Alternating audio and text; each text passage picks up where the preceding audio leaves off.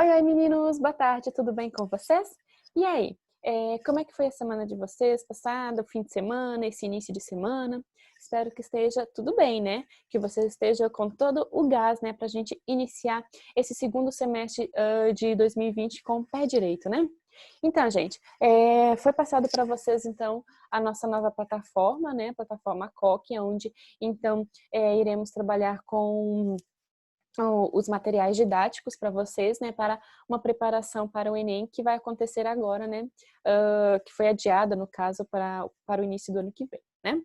Então, para esse início de semestre, nós vamos começar com o módulo 3, desse novo conteúdo. Esse módulo 3, gente, ele é composto por alguns itens sobre o sobre as teorias de evolução, né? As teorias de evolução, né? A síntese moderna da evolução, ou seja, né, o darwinismo, tá? Então, antes de iniciarmos, eu vou expor aqui para vocês todos os assuntos que iremos conversar nesse início de semestre, né? Então, o módulo 3, ele começa no capítulo 2, o item C4, né? Onde fala sobre a síntese moderna da evolução, a resistência aos antibióticos e a epigenética. Inclusive, a epigenética é um assunto muito atual, né, muito recente e muito importante, porque fala sobre as características que são herdadas, mas que não acontecem em cima de mutações genéticas, e sim em cima do fenótipo. Aí vem aquela questão, né? Será que Lamarck estava tão errado assim em relação à teoria evolutiva? Então, é sobre isso que nós vamos falar também nesse tópico, né? Além disso, nós vamos abordar especiação, né, sobre o conceito de espécie, processos de especiação e os isolamentos reprodutivos, porque uma nova espécie, ela só surge após, então, o isolamento reprodutivo. Antes disso, ainda não acontece uma nova espécie, e sim subespécie, entre outras, né? Vamos também falar sobre radiação adaptativa, convergência adaptativa e homologia e analogia, tá ok? Então, será esse o conteúdo do módulo 3 para vocês. E ao final, então, nós vamos conversar, debater algumas questõezinhas que preparei, tá? Então, gente, a síntese moderna da evolução, ela é também conhecida por neodarwinismo, né? Ela surgiu posteriormente ao Darwin, quando surgiu, melhor dizendo, quando envolveu as teorias evolucionistas, mais os conceitos genéticos mendelianos, tá bom? Por quê? Porque antes, no processo, na teoria evolutiva de Darwin, ele conseguiu explicar os mecanismos de evolução biológica a partir do processo de seleção natural. Sim, isso ele conseguiu falar. Porém, ele não pôde explicá-lo na sua totalidade, gente. Por quê? Porque estava faltando o conhecimento sobre a herança mendeliana, a herança biológica das características.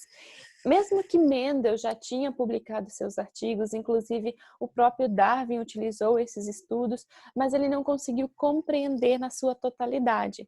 Então, ele deixou uma grande lacuna, vamos colocar assim, nesse processo de seleção natural.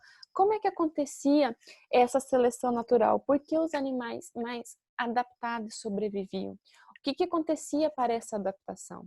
Então, isso Darwin não conseguia explicar. Ele viu que aqueles que tinham estruturas, nem vamos colocar assim, vamos colocar membros, órgãos que se adaptassem melhor ao ambiente, eles sobreviviam, né? E aquelas espécies que eram menos adaptadas àquele ambiente acabavam entrando em extinção, né? Ou reduzindo o grande número da sua prole, né?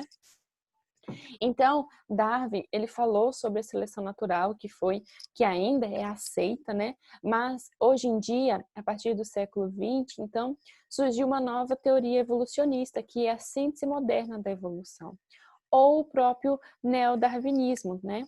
Aonde incorpora a seleção natural a questão de da variabilidade populacional, né? Sobre, como é que eu posso falar? Incorpora ao darwinismo clássico os critérios de seleção natural a partir de estudos da genética, né? Justamente, esse neodarwinismo, ele uniu a evolução mais a genética. Por quê? Porque eles conseguiram compreender os estudos de Mendel apenas no século XX. E Mendel tinha publicado seus estudos, se eu não me engano, em 1900, né? Quase 100 anos depois. É que a herança genética de Mendel, ela foi compreendida.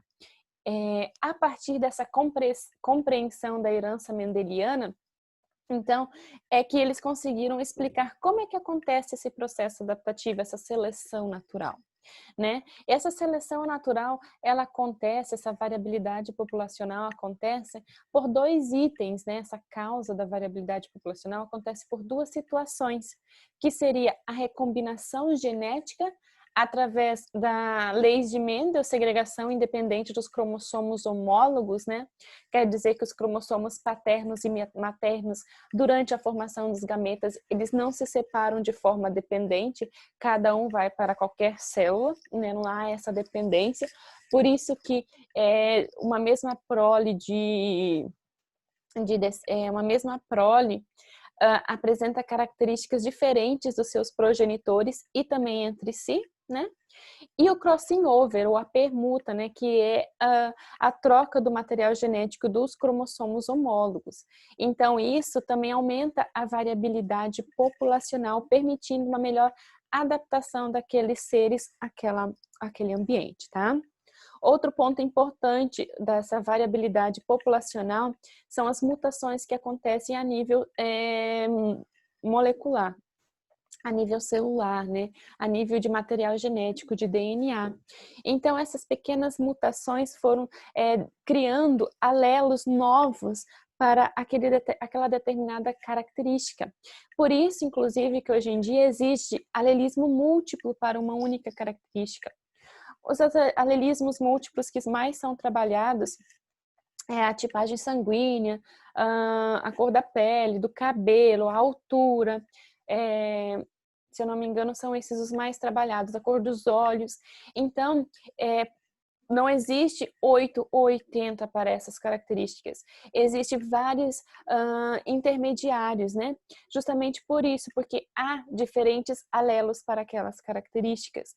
E isso aconteceu por pequenas mutações que foram ocorrendo ao longo dos anos, aumentando a variabilidade daquele gene, permitindo que haja a seleção natural daqueles genes que são mais resistentes e, posteriormente, a adaptação daquele ser àquele meio. Então, o neodarwinismo ele veio para explicar como é que acontece essa seleção natural que Darwin falava. E falava que era transmitido para seus descendentes, mas ele não conseguia entender o porquê, né? E que existia uma variação genética, mas não tinha o fundo genético para explicar. Então, a síntese moderna, ou neodarwinismo, ele justamente explicou isso. Por quê? Porque ele uniu as mutações genéticas, né, as mutações dos genes para aquela característica e as heranças mendelianas. Bem como começou a estudar as genéticas da população. O que seria isso? Seria os padrões que aquelas características são expressas, né? Às vezes é uma característica recessiva, mas é expressa em grande quantidade por causa, então, como é que eu posso falar? Por causa nem é da seleção natural, né? É por conta da reprodução, agora veio, né? Porque vamos considerar o seguinte, hoje em dia existe um grande número de populações com tipo sanguíneo O, mas o tipo sanguíneo O, ele não é o alelo dominante, ele é recessivo, mas mesmo assim existe um grande número, tá? Por quê? Porque a reprodução desses indivíduos, entre eles com essas mesmas características. Então, ele é expresso em maior quantidade em determinadas regiões, mesmo que não seja o alelo dominante, né?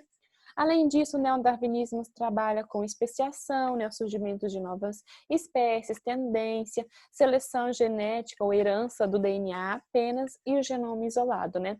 A genética como um item isolado. Bom, gente, dentro dessa seleção, dentro dessa síntese moderna, né, da evolução, ou seja, o neodarwinismo, pode-se explicar o porquê que as bactérias, elas acabam, como é que eu posso falar? Por que que ocorre resistência aos antibióticos, né, que são utilizados para tratar infecções bacterianas, né? Gente, nós podemos levar a seguinte questionamento. Por que que depois de um certo tempo de tratamento com antibiótico, né, que deveria causar a destruição dessas bactérias, ocorre uma resistência ao antibiótico? É porque elas se tornaram superpoderosas, né? Ou é porque aconteceu alguma mutação, aconteceu uma seleção natural das bactérias resistentes, né? Então, gente, vocês têm que lembrar que as bactérias, elas apresentam os plasmídios. Os plasmídios são materiais genéticos extracromossômicos que carregam, como é que eu posso falar? Que carregam genes de resistência a antibióticos, né?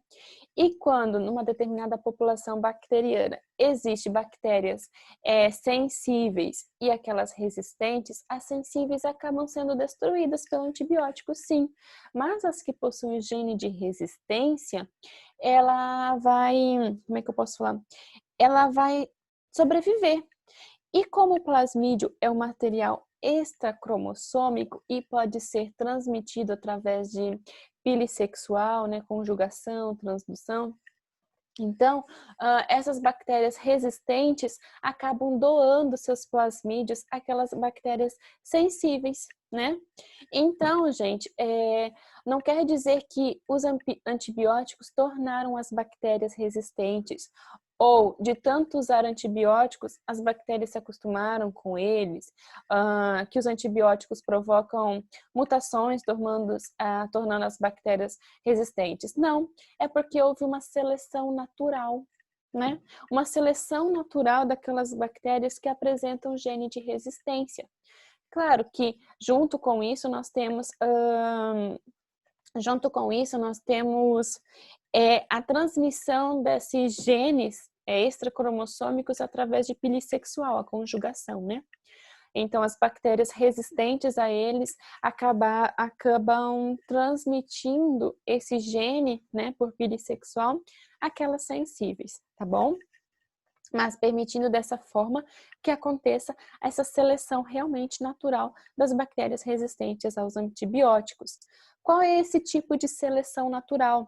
Tem diferentes tipos de seleção natural, né, gente? Nós temos a seleção natural direcional, estabilizadora e disruptiva.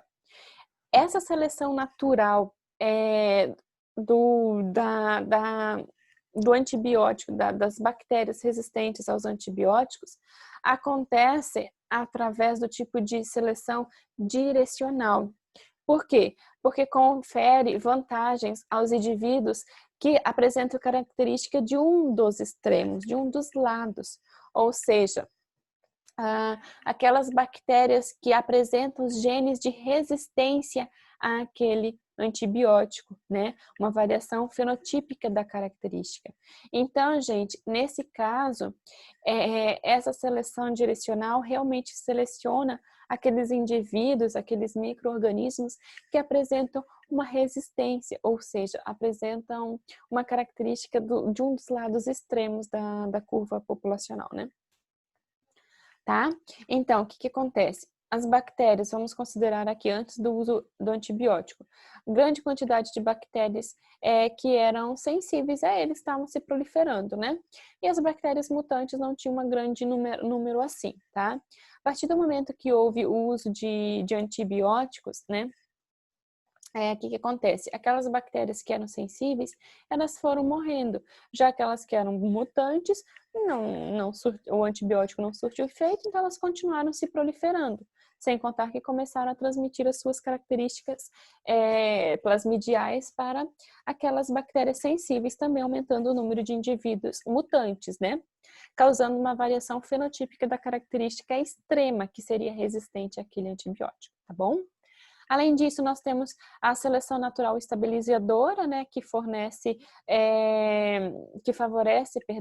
indivíduos com características intermediárias, né, e a disruptiva, que normalmente favorece indivíduos com características de ambos os lados, né, da curva, dos dois lados extremos, não apenas de um, como seria direcional, tá?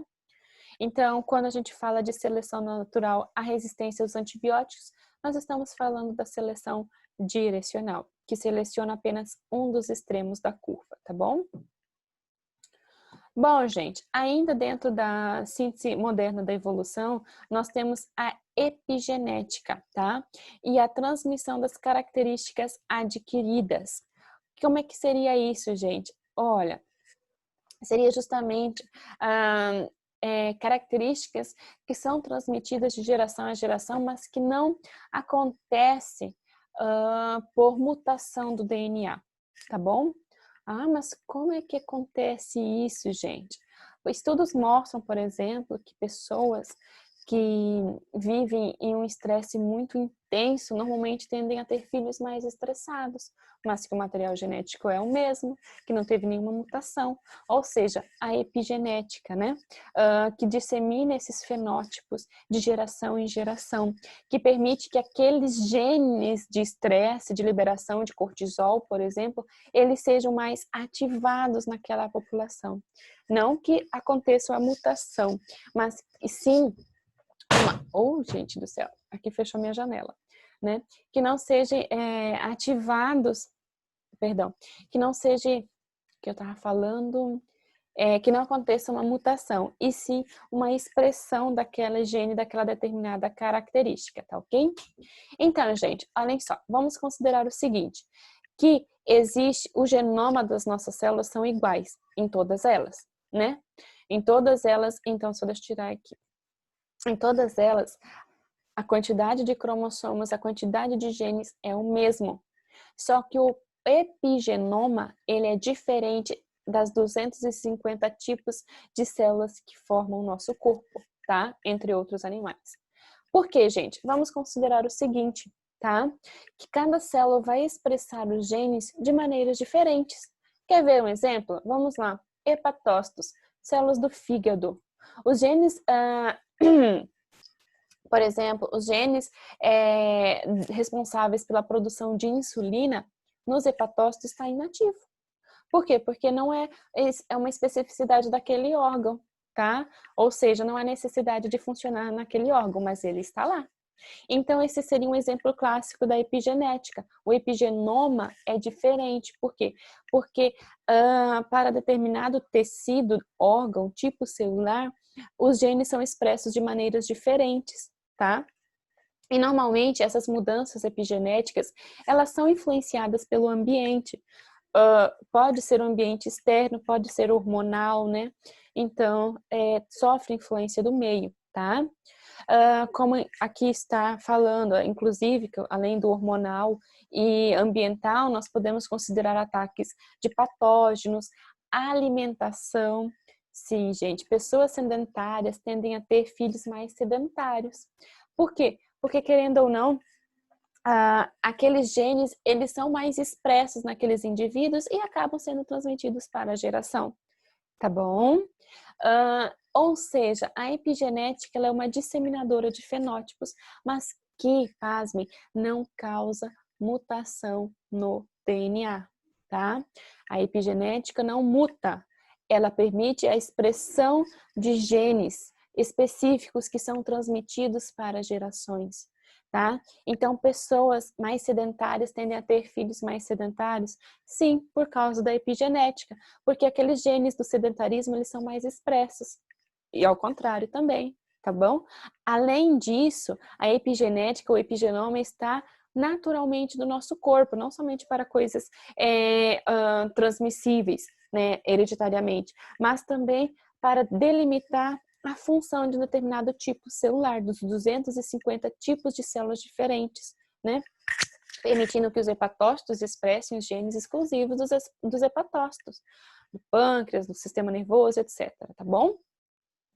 Então, gente, quais são os mecanismos epigenéticos para isso? Como é que acontece? Nós temos a metilação do DNA. A metilação do DNA impede, então, que o gene seja expresso. Olha ali. Por que o gene da insulina nos hepatócitos não são expressos? Metilação do DNA. Ele permite que o DNA fique condensado, né? Fazendo com que não haja expressão daquele gene. Modificações pós-traducionais das histonas. As histonas, elas são compostos, são componentes, né, do nucleossomo e estão presentes na condensação do material genético, né? Então, essas modificações pós-traducionais das histonas permitem que ou elas fiquem mais enroladas ao DNA, impedindo a tradução daquele gene, ou mais soltas, né? Como a metilação também das histonas, além da metilação que confere maior empacotamento do material genético, né? Nós também temos o efeito inverso, tá bom? O lugar aonde o nucleossomo vai estar. Professora, mas o que é o nucleossomo? Material genético envolto em histona. Por exemplo, esse nucleossomo aqui, ele isola esses genes que estão, se eu não me engano, são 250 também pares de bases nucleotídicas que ficam em cada nucleossomo. Então, esses 250 nucleossomos, 250 pares de bases não serão expressos, tá? Mas se naquele outro tipo celular o nucleossomo não está aqui, mas está aqui, significa que essa parte aqui ela está descondensada. Então, o gene está exposto, podendo ser traduzido em proteína. E microRNAs. MicroRNAs, gente, eles são silenciadores, tá bom? Do material genético, tá? São fragmentos de DNA que silenciam determinados locais do DNA. Quer ver um exemplo? Seria o cromossomo sexual X. A mulher possui 2 cromossomos sexuais X, mas apenas um é expresso nas células, o outro, então, é totalmente silenciado, né? E isso tudo, esses mecanismos epigenéticos, formam o epigenoma, permitindo características exclusivas para cada tipo celular, tá bom? Aqui, gente, vamos lá. Aqui fala um pouco sobre a metilação do DNA e a acetilação das histonas, tá bom? Por exemplo, a metilação do DNA permite a inclusão de várias metioninas, né, no DNA por processo de metilação, fazendo com que os nucleossomos fiquem juntos, tá bom? Olha, eles fiquem o material genético fique mais condensado, impedindo que os fatores de transcrição para RNA mensageiro possam se ligar, ou seja, esses genes eles não serão expressos. Por sua vez, a acetilação das histonas, né, da proteína de condensação do DNA, resulta então em um empacotamento mais frouxo, olha a diferença, permitindo que, por exemplo, esse gene aqui, ele se torne acessível, podendo ser expresso. Então entendam como é que funciona a epigenética, né? Isso acontece naturalmente? Sim, porque senão todas as células expressariam todos os genes e seria uma bagunça, né? Então precisa esse epigenoma, mas ele pode ser transmitido para as gerações, né? Então, você induzir o hábito alimentar saudável na sua vida, por exemplo, é importante por quê? Porque também vai transmitir para a sua prole de acordo com as ações do epigenoma, né? Quais seriam as importâncias, então, do epigenoma, gente, da epigenética? Regulação gênica, regular quais genes são expressos, como eu falei para vocês, desenvolvimento, crescimento e tudo mais, expressão tecido específico lá dos hepatócitos, inativação do cromossomo X, por isso que a mulher tem 2 cromossomos X, mas expressa apenas um, imprinting genômico, tá? Mais ou menos isso também, só que nos cromossomos homólogos, e manutenção da integralidade do material genético. Aí aqui eu expliquei, né? O bebê que é posto em situações de vida saudável tende a ter proles, então, também mais saudáveis. O mesmo acontece com sedentarismo, né? Alimentação. Outro fator interessante. Por que, gente, gêmeos monozigóticos que têm material genético idêntico não apresentam as mesmas características? Ou seja, olhem só, a epigenética ela ajuda a explicar a diferença entre gêmeos monozigóticos, né, idênticos, uma vez que apresentam o mesmo genoma. o mesmo código genético, porém apresentam características diferentes entre eles. Físicas, às vezes uns são mais altos, outros são mais baixos, traços faciais, etc., né? Emocionais e afetivas. Ou seja, por que os gêmeos monozigóticos, eles são diferentes entre si? Porque vem a ação do epigenoma, que sofre influência do ambiente.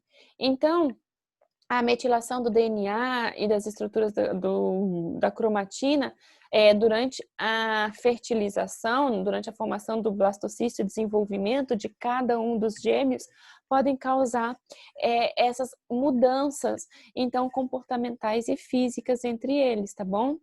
Ou seja, de uma mesma célula surgiram, de um mesmo blastocisto, do mesmo zigoto, né? Na hora de se dividir, surgiram dois indivíduos, mas o epigenoma, a influência da metilação em uma das células é diferente da outra, por isso que acontece essa diferença entre esses gêmeos monozigóticos, tá bom?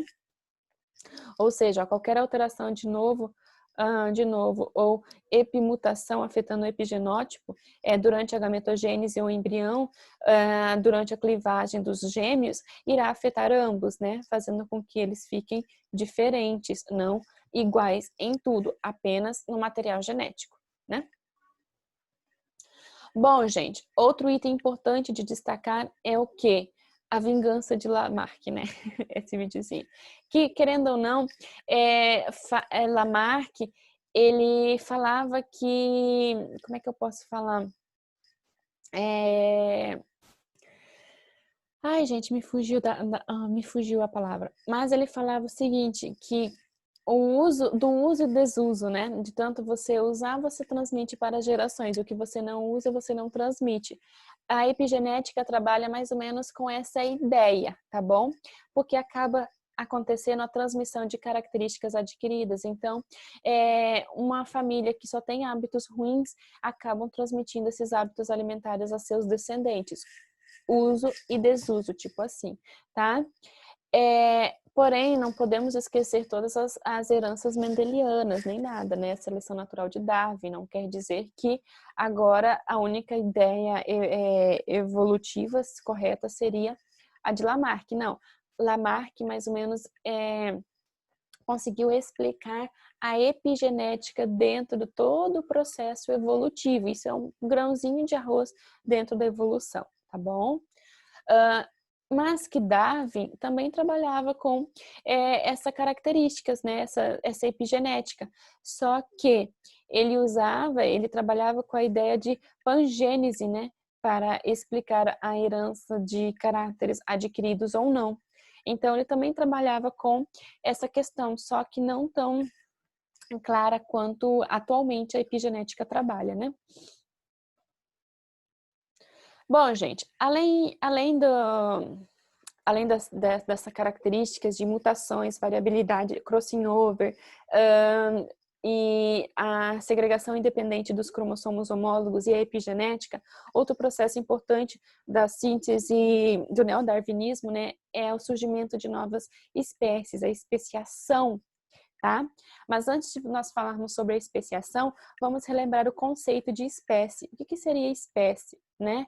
É um conjunto de organismos que compartilham um conjunto de características em si e, importantíssimo, têm a capacidade de reproduzir em condições naturais, gerando descendentes férteis. Isso é uma espécie e o processo de especiação é o surgimento de novas espécies.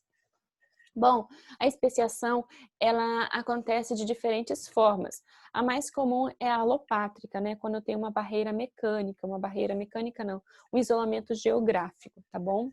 Mas nós temos a peripátrica, que mantém os indivíduos perto, mas surgem novas populações. Parapátricas, né, que mantém os indivíduos próximos, né, normalmente acontece com plantas ou espécies que não se locomovem com muita facilidade. E que também entram em um novo habitat, né, e acabam querendo não surgindo uma nova espécie com o passar dos anos. E a simpátrica, que acontece por mudanças genéticas, né, dentro de uma população, surgindo novas espécies. Então, eu tenho diferentes formas de especiação, mas a mais comum mesmo é a alopátrica, quando eu tenho um isolamento geográfico, tá? Então, gente, o processo de especiação, ele depende da criação de um isolamento, tá? Não importa qual, mas que o mais comum é o geográfico. Mas esse isolamento, por si só, ele não determina obrigatoriamente a formação dessas novas espécies. Precisam ocorrer um isolamento reprodutivo. Quando essas duas espécies são colocadas juntas, elas não conseguem se reproduzir, ou se reproduzem e geram indivíduos inférteis, né? Normalmente, durante a especiação, pode acontecer, gente, a formação de novas subespécies e raças.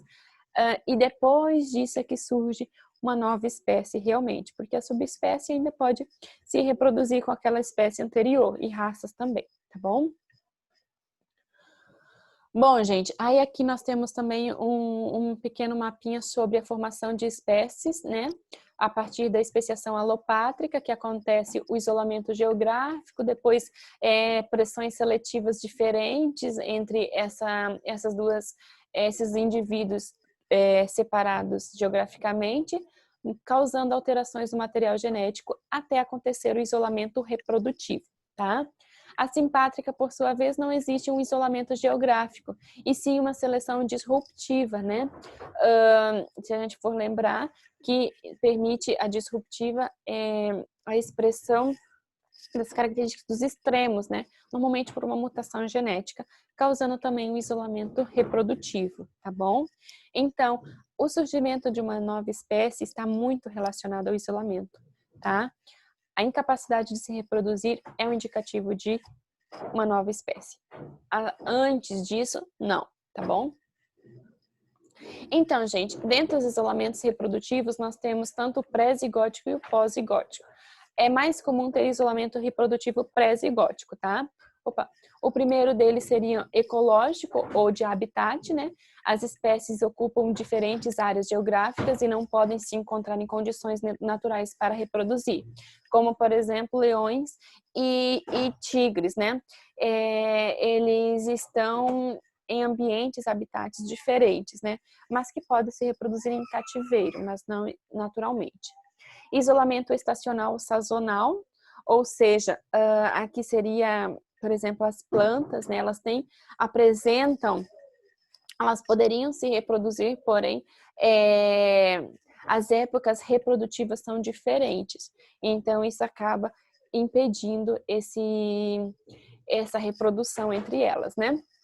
Ou isolamento etológico comportamental, mudanças significativas no comportamento reprodutivo, como danças, liberação de hormônios e tudo mais, impedindo que essas espécies, mesmo muito similares, possam se reproduzir.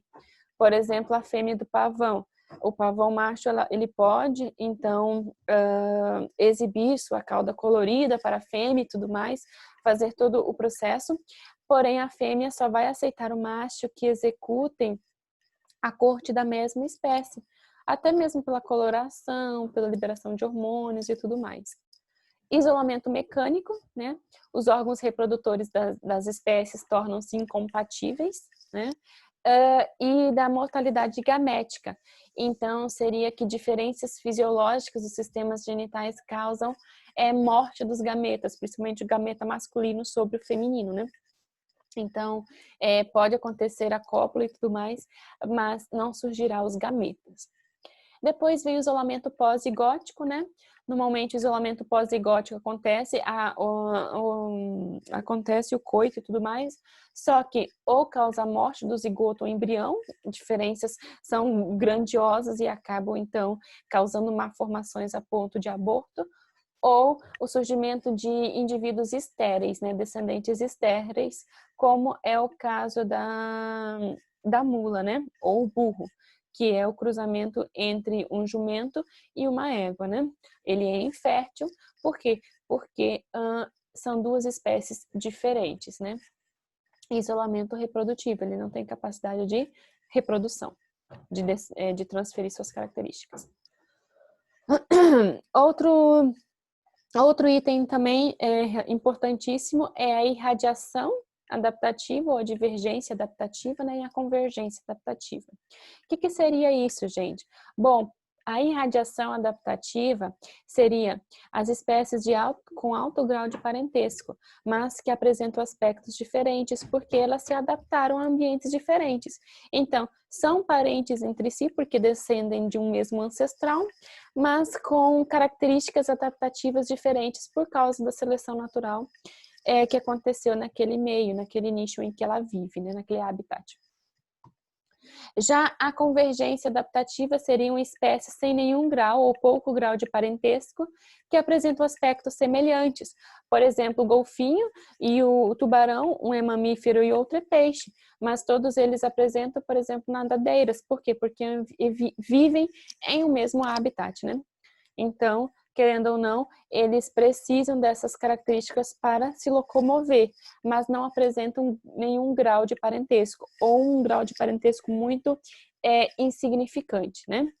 Então, irradiação adaptativa é quando há um grau de parentesco, alto grau de parentesco, mas características evolutivas adaptativas fizeram com que eles apresentassem uma divergência, né, nas suas características, e a convergência adaptativa é quando eles apresentam características semelhantes, mas sem grau de parentesco. Aí também entra a questão da homologia e analogia dos órgãos, né? Os órgãos homólogos e análogos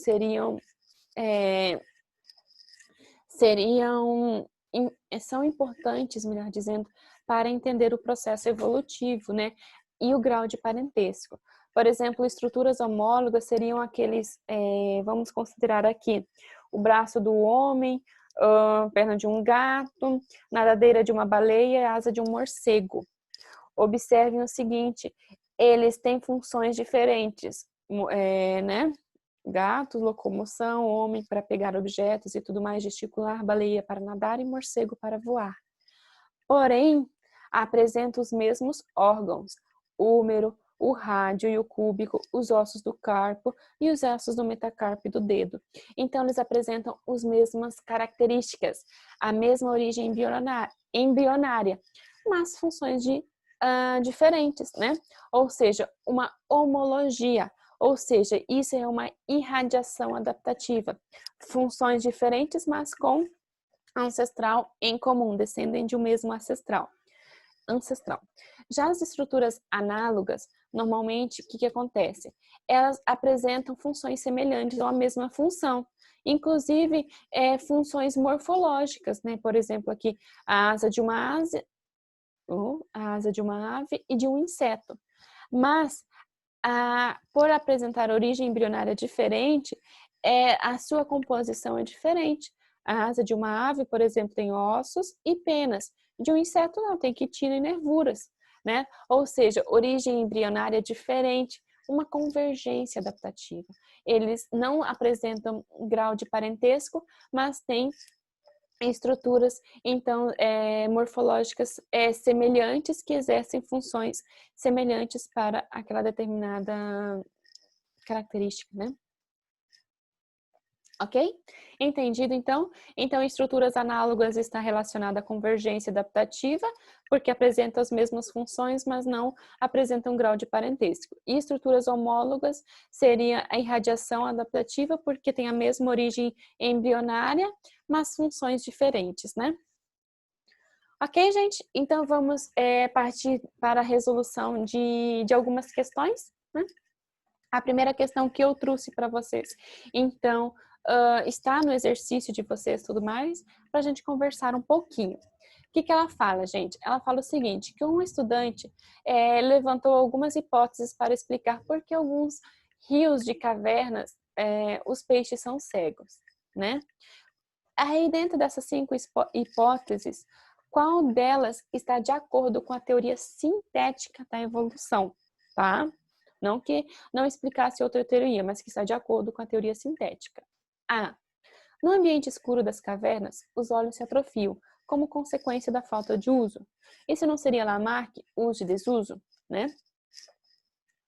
B. No ambiente escuro das cavernas, os peixes cegos apresentam vantagens adaptativas em relação aos não cegos. E aí, isso é verdade ou não? Isso está de acordo com a teoria sintética da evolução? os peixes cegos apresentam vantagens adaptativas? Os olhos, sem utilidade na escuridão das cavernas, se transformam ao longo do tempo em órgãos táteis. E aí? Isso estaria dentro das teorias sintéticas da evolução? Mutação, adaptação, seleção natural? A falta de luz nas cavernas induz mutações sucessivas ao longo de muitas gerações, levando à regressão dos órgãos, dos olhos. Eles simplesmente ficam, tipo, os olhos perdem, né, importância e as mutações fazem com que eles passem a não existir? A falta de luz nas cavernas induz mutação que levou à regressão dos olhos num curto espaço de tempo? E aí, seleção natural, adaptação é rápida? Não, a epigenética é rápida, né? A epigenética é de um indivíduo para o outro, ou mesmo em um único indivíduo, em curto prazo. Seleção natural, neodarwinismo, seleção natural por neodarwinismo, não é rápida, tá? Então, gente, eu ficaria entre a B, a C e a D, tá bom?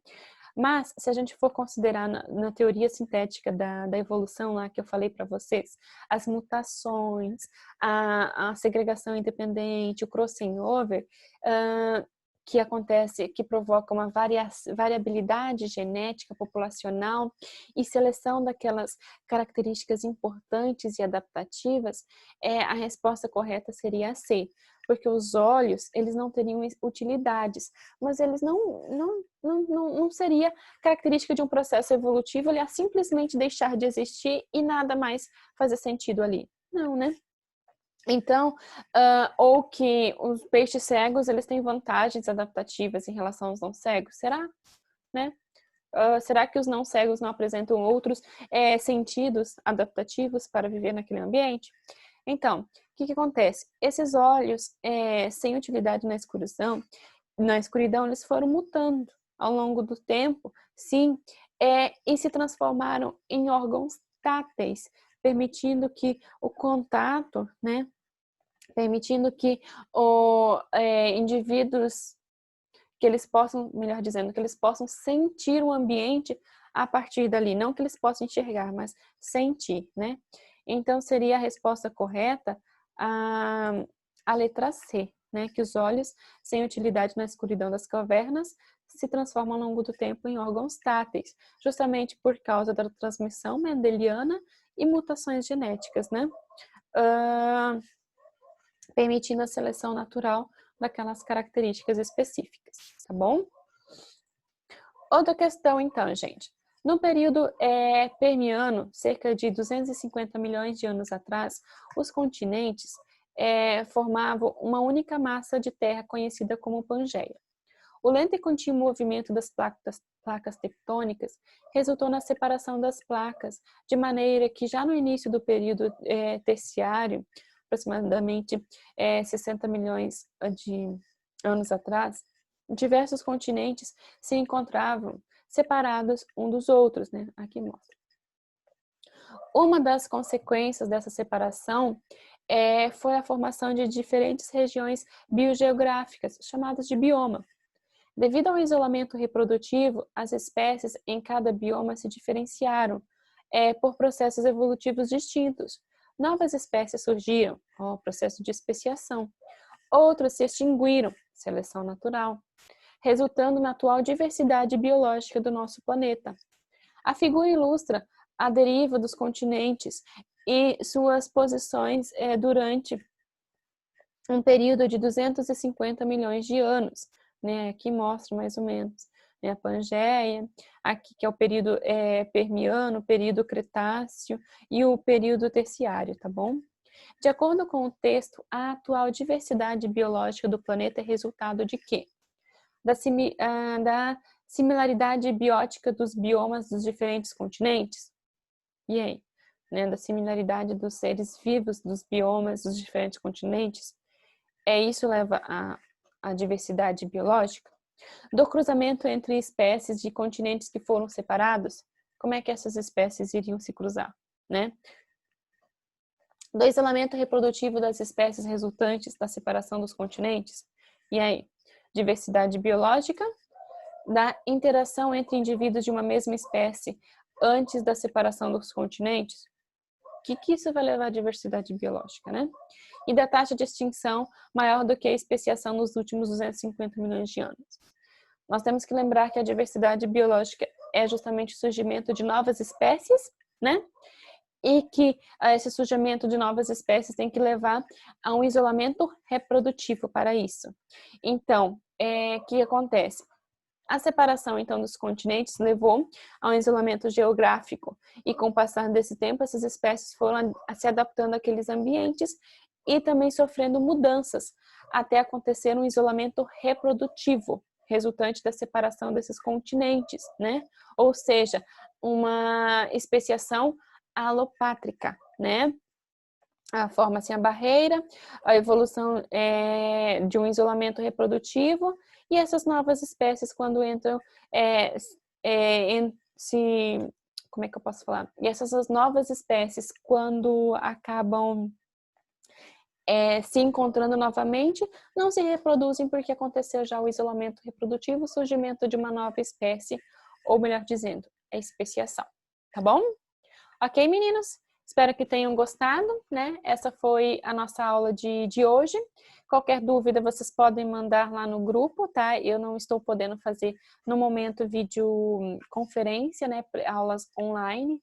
Mas assim que eu puder, a gente volta a esse modo, né? Para ter maior interação. Mas eu estou à disposição de vocês no WhatsApp. Pode mandar suas dúvidas, vocês vão resolver bastante questões, então se surgir, vocês podem vir me perguntar sem nenhum problema. Estarei sempre à disposição de vocês.